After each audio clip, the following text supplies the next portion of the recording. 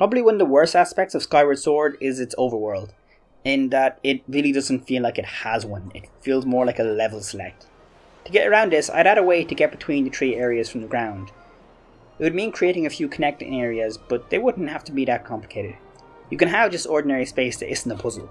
Skyward Sword doesn't seem to know that. You wouldn't even necessarily have to go to these areas, with the exception of the one that connects Farron to Eldin, which you would have to go through when carrying water up the mountain. Much like how I made Twilight Princess less linear, I would also do the same here. You can now do the 3 flame dungeons in any order. This also means that there are now 3 Isles of Songs, each with their own puzzle requirement to enter.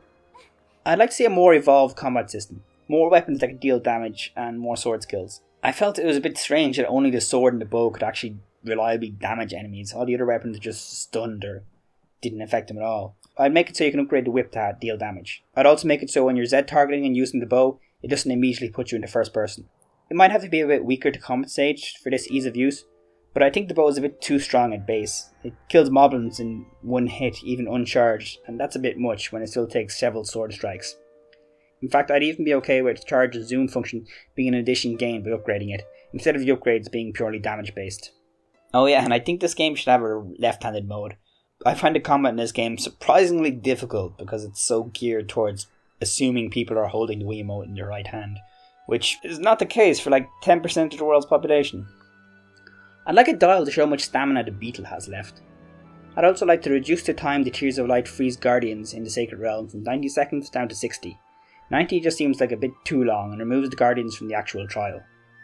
I think light clocks should be in this game. It's weird they made shields a resource but left out the classic shield eating enemies. The Tentless boss battle needs to be improved. The concept is good, but the battle itself was pretty lackluster and the design is horrendous. I think the second Girahim boss fight should be moved to the Bulbin invasion of Eldin. I think this would be better for a number of reasons. First off, Girahim leads the Bulbins. This is something mentioned, but we don't really see stressed until the Horde battle. So having him peer with the Bulbins during the most hostile period would make sense. Secondly, Girahim learns about the second gate of time in the Fire Sanctuary, but apparently does nothing as Link searches for the Triforce. It makes more sense for him to figure out the second gate of time at this point, closer to the game's finale. And finally, having him appear here when Link is weaponless would not only up the tension at this point in the game, but it could also be a good point to practically show that no one else can wield the Master Sword, having him find it and try to wield it but fail.